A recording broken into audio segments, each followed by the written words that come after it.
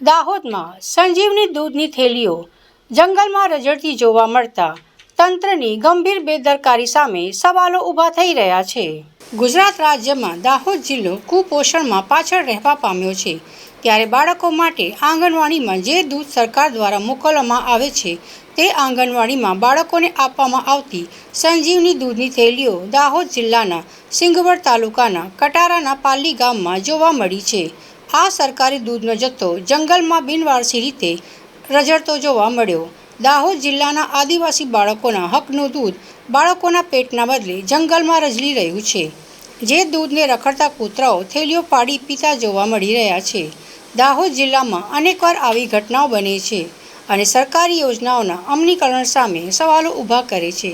ત્યારે ફરી એકવાર સંજીવની દૂધની થેલીઓ જંગલમાં રઝળતી જોવા મળતા તંત્રની ગંભીર બેદરકારી સામે સવાલો ઊભા થઈ રહ્યા છે.